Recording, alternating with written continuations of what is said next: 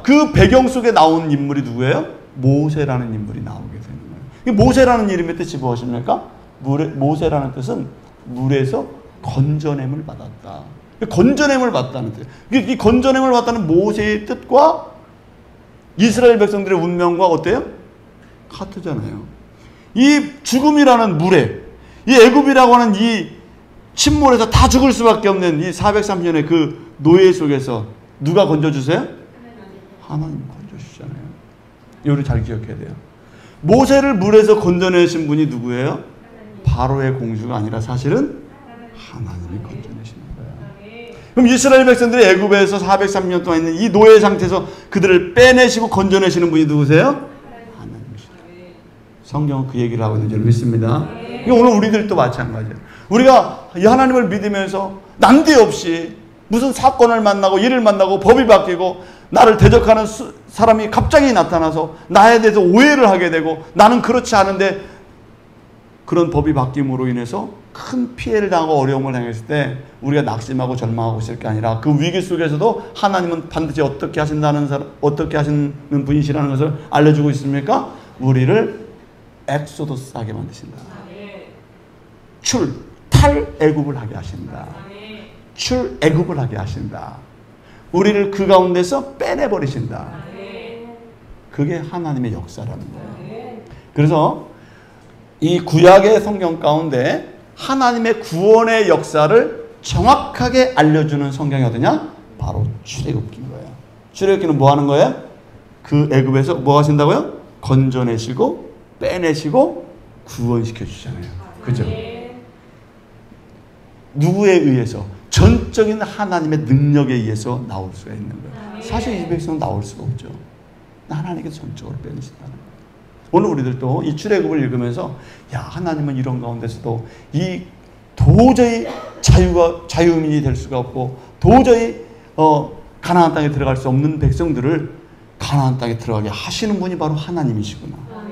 나 같은 죄인이 도저히 구원받을 수 없고 내가 무슨 자격으로 하나님 나라에 들어갈 수 있고 조상을 받을 수 있고 내가 어떤 방법으로 천국에 들어갈 수 있을까? 나는 정말 무자격자인데 하나님의 전적인 능력으로 붙들림 받아서 내가 하나님으로 이끌림을 받는 사람 사실 그것을 은혜로 받아들이시기를 주의 이름으로 바랍니다. 그래서 이 출애굽기의 서론을 보면은 이 십계명이 나와요. 십계명을 받을 때 하나님은 출애굽기 20장 1절에서 얘기해 주시는 거예요. 십계명을 너희들이 그 가나안 땅에 들어갔을 때 너희들이 하나님의 계명을 잘 지켜야 될 것인데 그 지키기 전에 알아야 될 게 있다는 거예요. 나는 너희를 종되었던 애굽 땅에서 건져낸 누구라고요? 여호와다. 이거를 알려주고 시작해요. 십계명을. 그러니까 우리가 하나님 말씀을 대하기 전에 예배를 드리기 전에 항상 우리 속에 상기해야 될 말씀은 뭐냐? 나를 꺼내주시고 죄악에서 꺼내주시고 나를 이 세상에서 꺼내주시고 육체로만 살던 우리를 성령 안에 살게 하시기 위해서 나를 꺼내주신 분이 누구시라는 것을 꼭 기억하면서 예배를 드려야 돼요. 하나님이 나를 꺼내주셨다. 그 은혜 속에서 예배를 드려야 되는 거예요. 그거를 망각한 채 내가 오늘 교회에 와줬다. 고맙게 생각해야지. 하나님 내가 교회 와줬어요. 하나님 똑바로 하세요. 이러면 안 되는 거예요. 내가 오늘 또 예배를 하나님께 드려주고 내가 오늘 또 하나님 앞에 뭔가 서비스하고 내가 뭔가 해주고 하나님은 우리의 목숨을 구해주시고 애굽의 그 종됐던 곳에서 꺼내주시고 사망의 권세에서 깨어내주시고 육체의 모든 사망의 권세에서 우리를 꺼내서 생명의 삶을 이끌으셨는데 우리는요 오히려 하나님께 은혜에 감사하는 삶이 아니라 나의 공로를 자랑하는 예배가 된다면 그 예배는 잘못된 예배가 되는 것입니다. 그래서 우리는 항상 하나님의 말씀 앞에 설 때, 예배 앞에 설 때 항상 뭘 기억해야 된다고요? 나를 종되었던 애굽 땅에서 구해내신 하나님의 은혜를 생각하고 예배하고 하나님의 말씀을 대하시길 주의 이름으로 바랍니다. 자, 그러면 이 애굽은 이 이스라엘 백성들에게 어떻게 합니까? 자, 11절에 있는 말씀이 이렇게 돼요. 감독들을 그들 위해 세우고 그들에게 무거운 짐을 지워 괴롭게 하여 그들에게 발을 내어 국고성 비돔과 람셋을 건축하게 하니라 그랬어요. 여러분 보세요. 바로가 야곱에게 어디를 선물로 줬다 그랬어요? 고센 땅도 주고 람셋도 줬어요. 그런데 람셋이 지금 어떤 현장이 됐어요? 람셋에서 지금 국고성을 줘야 돼. 노동력을 착취해서 내가 살던 그 평화로운 람셋이 이제는 나를 죽이는 장소가 된 거예요. 나에게 고통을 주는 장소가 된 거예요. 여러분 그럴 때가 우리에게 있습니다. 우리의 인생에서 나는 좋을 거라고 생각해서 이제 이곳이 행복할 곳이라고 생각했는데 사단의 역사로 말미암아 그곳이 어떤 장소가 돼? 때로는 고통의 장소로 밀어낸단 말이에요. 사단은. 우리가 행복해야 될 그곳을, 내가 정말 하나님을 찬송해야 될 그곳을 사단은 끊임없이 어떻게 해요? 그곳이 슬픔의 장소가 되게 하고 그것이 고통의 장소가 되게 하고 그것을 내 인생을 비참하게 되는 장소로 만드는 게 누구라고요? 사단이에요. 바로는 그렇게 만들잖아요. 우리가 웃고 찬양하고 기뻐해야 될 그 장소를 슬픔과 눈물과 억울함의 장소로 만드는 게 누구냐? 사단이라는 거예요. 바로는 그렇게 만들어요. 오늘은 그것을 잘 기억을 해야 돼요. 그래서 이 하나님의 역사 앞에 끊임없이 우리가 서야 되는 이유는 이 바로의 굴레가 영원할 것 같고 바로의 그 억압이 끊임없이 지속될 것 같지만 때가 되면 어떻게 한다고 하나님께서 그 고리를 끊어버리시고 다시 탈애굽할 수 있도록 만들어주시는 분이 누구시라고요? 하나님이시는 걸 성경에서 말씀하셨어요. 바로는 끊임없이 이스라엘 백성들을 땅으로 끌어잡았다냐. 땅 어디로 끌어잡았다냐. 노예가 될 수 있도록. 그 법에서 벗어나지 못하도록. 애굽의 그 틀에서 그들이 도대체 인간다운 삶을 살지 못하도록. 애굽의 법에 그를 꽉 가둬서 마치 조지아의 그 우리 일꾼들이 말이죠. 쇠사슬로 막 매고 이렇게 해갖고 온 거 보면 안타깝잖아요. 이스라엘 백성들이 막 애굽에서 보이지 않는 사슬에 다 법에 매여 있는 노예의 삶을 사는 거예요. 끊임없이 사단은 우리에게 자유를 빼앗아 갑니다. 우리에게 예배를 빼앗아 갑니다. 사단은 끊임없이 이스라엘 백성들을 하나님을 잊어버리도록 만들어요. 그 삶이 너희에게 영원히 지속될 거라고 생각을 하게 만들어요.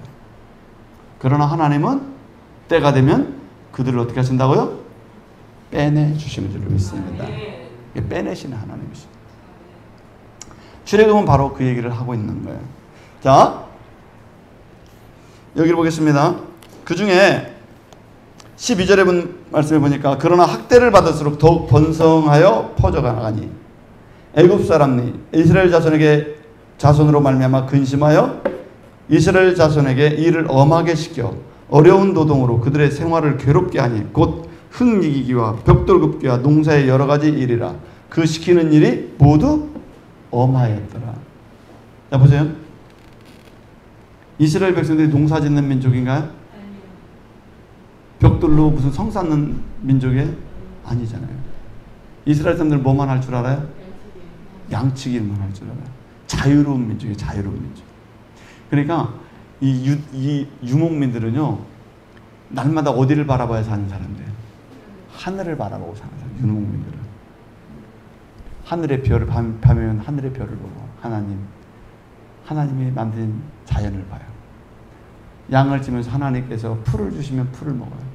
그러니까 그들은 하나님이 주신 여러 지역을 떠돌아다니면서 늘 누구를 생각하면서 사는 거예요? 하나님이 함께 하시지 않으면 살 수 없는 사람이에요, 유목민들은. 그래서 그들은, 이스라엘 백성들은 늘 하나님과 함께 사는 사람이에요. 근데 그 사람들을 어디다 가둬놨어요? 자, 농사 짓는 일, 벽돌 굽는 일을 하라는 거예요. 해본 거예요, 안 해본 거예요? 이게 힘든 거예요. 안 해본 거 시키는 게 힘든 거예요. 정착민들은 농사를 져요. 법과 그 사회 질서의 테두리에 있는 사람들은 성을 쌓아요. 인간의 제도와 인간의 법과 인간의 통치 속에 있는 사람들은 성을 쌓고 법을 만들고 통제하고 그 다음에 하층민을 만들고 그 계급 사회를 만들어서 그들을 노동력을 착취하는 거예요. 그게 인간 사회가 하는 일이에요. 지금까지 인류 역사는 끊임없이 도시를 만들면 도시의 계급화가 되어 있어요. 왕과 귀족과 농민, 상민, 천민으로 나눠서 노동력을 다 착취했어요. 그 역사가 인류의 역사예요. 근데 이스라엘 백성들을 어디다 집어넣는 거예요? 하나님의 법과 질서 속에 있는 백성들을 어디다 집어넣는 거예요? 인간의 법과 제도와 틀 속으로 다 집어넣어 버리는 거예요. 그러니까 뭐가 돼요? 이스라엘 백성들이 노예가 되는 거예요. 그 법의 노예, 그 구조의 노예, 그 법의, 그 사회의 질서의 노예가 돼버린 거예요. 아무것도 할 수 없는 거예요. 하나님을 바라보던 사람이. 오늘 우리들도 마찬가지예요. 우리가 살고 있는 이 사회는, 우리가 살고 있는 사회는, 우리 민주주의 국가에 살고 있으니까 나는 괜찮아. 근데 잘 뜯어보면은요, 이 지구라는 이 사회 구조는 항상 이렇게 지배자와 또 상류층, 옛날 보면 귀족들과 그 다음에 이제 보통 서민들과 하층민을 말해요. 세계 사람들처럼 지금 밥 못 먹는 사람이 얼마나 많아요. 20억 인구는 어렵잖아요. 아프리카나 뭐 이런 내전을 겪고 있는 나라는 되게 어렵단 말이에요. 인도에 말이죠. 카스트제처럼 그 불가촉 천민 이런 사람 수드라 계급들은요 다 어려워요. 그러니까 이 사회는 보이지 않는 이 계층들이 있단 말이에요. 보이지 않아요. 마찬가지로 이것은 이 세상의 구조 속에 이것의 안정감을 누리면 안 된다는 거예요. 이거는 끊임없이 여기 안주해 있다 보면은 우리는 그 구조 속에서 하나님을 바라보지 못하게 된다. 누구 바라보지 못한다고요? 하나님을 바라보지 못해요. 자꾸 누구를 바라볼까요?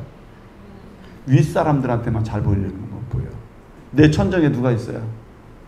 내 천정에 지배계급이 있는 거야. 지배계급. 자꾸 지배계급밖에 안 보여. 우리는 보이는 게 그거잖아. 우리 뉴스 듣는 게 맨날 그 얘기잖아요. 우리보다 높은 사람들 뉴스 듣고 우리보다 강한 나라의 뉴스를 듣잖아요. 우리보다 못한 나라의 뉴스를 듣잖아요. 그렇지 않아요? 근데 우리는 원래 그런 민족이 아니고 원래 우리는 그런 사람이 아니라 누굴 바라보고 살게 되는 사람이에요? 하나님 바라보고 살게 만드셨어요. 하나님. 근데 우리가 구조 속에 있다 보니까 누구를 보는 거예요? 하나님을 보는 거예요. 이스라엘 백성들이 지금 노동에 시달리면 누구를 못 봐요? 이제 계속 나에게 채찍질하는 그 지도자, 감독자를 자꾸 보게 되고 그 바로의 법 테두리에서 바로만 보이게 되고 그래서 누구를 잊어버려요? 하나님을 잊어버린다. 하나님을 잊어버린다. 그러니까 우리가 직장 생활을 하면서도 직장 생활을 열심히 하는 거 좋아요. 열심히 직장 생활만 열심히 하다 보면 누가 보이지 않아요? 하나님 보이지 않아요. 내 일을 열심히 하다 보면 누가 보이지 않아요? 하나님이 안 보여요. 왜? 우리는 사회 구조가 그렇게 하나님을 못 보도록 되어 있어요. 세상의 법과 질서만 계속 따지고 보다 보면 누굴 못 봐요? 하나님 안 보여요. 우리 성령이 지금 입시를 앞에 두고 입시만 맨날 생각하다 보면 누가 안 보여? 하나님이 안 보여. 공부해야 돼. 지금 시험 봐야 돼. 그렇다니까요. 우리가 살고 있는 구조가 그래요. 하나님을 사단은 끊임없이 하나님을 못 보게 하는 게 누구예요? 사단이에요. 바로는 그걸 못 보게 하는 거야 지금. 그 못 보게 하는 게 뭐예요? 그 못 보게 하는 것이 하데스 지옥이에요. 하나님을 못 보게 하는 게 지옥 아니에요? 하나님을 못 보게 해요. 하나님을 못 찾게 해요. 육신이 됐다는 것은 우리가 육신이 됐다는 것은 뭐예요? 그들이 육신이 됨이라 그랬어요. 하나님을 안 보겠다는 거예요. 육신만 보게 됐다는 거예요. 육신의 법 테두리 안에서 우리가 살고 있는 것은 누구를 못 보는 거예요? 하나님을 보는 거예요.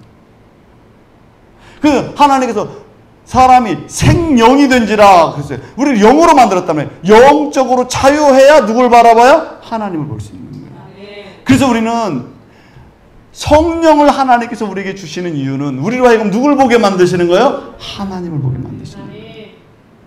예배를 통해서도 우리가 육신의 생각만 하고 육신의 틀 속에서 내 할 일만 자꾸 생각하면 누구를 못 보냐? 하나님을 못 보는 거예요.